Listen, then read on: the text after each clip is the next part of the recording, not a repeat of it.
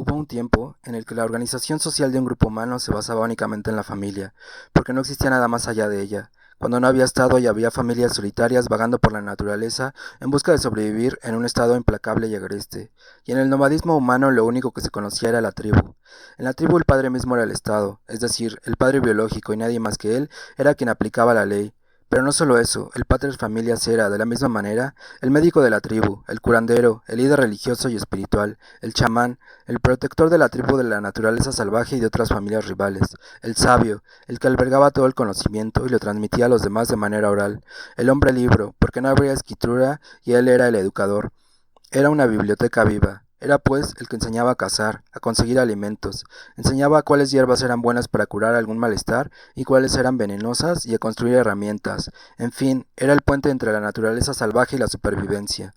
Todo el conocimiento técnico y teórico del mundo, toda la historia del cosmos albergados en un solo hombre. Y si el patriarca moría, se llevaba todo el conocimiento con él, porque no había escritura. Por eso el padre era tan respetado y valorado. Por eso todos los hombres jóvenes cuidaban de él. La patriarquía no era el poder de los hombres, era el poder de un solo hombre, el padre biológico, un poder absoluto y universal, al que se sometían por igual los hombres y mujeres de la tribu. Con la fragmentación del poder del hombre, de sus capacidades y de su sabiduría, con el nacimiento del Estado y su separación de la institución educativa, la religiosa y de la familia, cuando se acabó con la unidad y la universalidad del conocimiento, y por lo tanto del hombre, de la ya inexistente organización social patriarcal, lo que queda no son más que remanentes, huellas. El patriarcado se extinguió y lo que quedó fue el hombre fragmentado, la masculinidad incompleta y dividida, y lo que permanece y sobrevive de la desaparecida patriarquía es simplemente un pacto, el pacto patriarcal. El patriarca cumple diversas funciones, la de la enseñanza, el cuidado y la tutoría, y dentro de esta última ejerce un poder, un dominio, que algunas veces resulta violento. En el antiguo Estado romano, a pesar de que ya hay un monarca o un emperador que sustituye el poder del padre biológico, el gobierno otorgaba al pater familias una tutela, la patria potestad, para que pueda hacer con su familia lo que se le venga en gana. Puede asesinar a sus hijos y a su esposa si le viene en gana sin sufrir ningún agravio ni ninguna reprimienda, porque su familia es su posesión material, por lo que puede considerarse que dentro del antiguo Estado romano todavía existía un gobierno semipatriarcal. Pero en cambio ahora, si hay un Estado que sustituye el poder del padre, el padre biológico, si cuando se sufra un agravio o un delito quien se encarga de ejercer justicia es el Estado y no el padre, si se obedece las leyes escritas de una nación y no del padre biológico, que no dicta lo que se debe hacer como ente social y que no tiene la más mínima autoridad fuera de su propia familia, entonces no existe una sociedad patriarcal. El patriarcado no es el poder de los hombres, es el poder de uno solo, el padre biológico, y el patriarcado ya no existe, no en Occidente.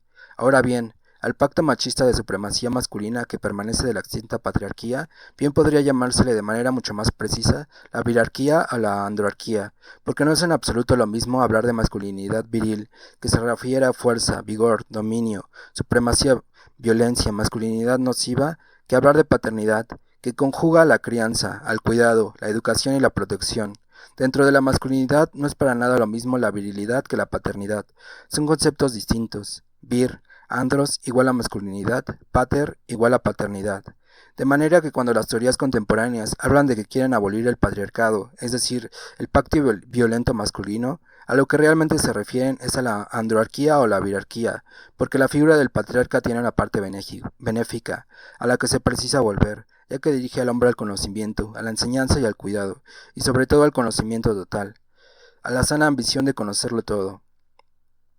Y en su potencia gestiva, del que gesta, cuando se habla de paternidad, el hombre no solo es capaz de procrear biológicamente, sino que posee además la facultad de dar génesis a ideas, obras, tecnologías, de gestar ciencias y teorías. Se trata de un hombre de esencia creativa. Esa es la parte educativa y formadora del patriarca.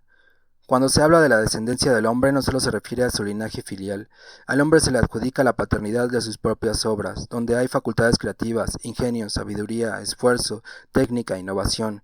Por ejemplo, Newton, el padre de la física moderna; Einstein, el patriarca de la relatividad; Cervantes, el padre de la novela moderna; Hipócrates, patriarca de la medicina; Herodoto, padre de la historia; Freud, padre del psicoanálisis.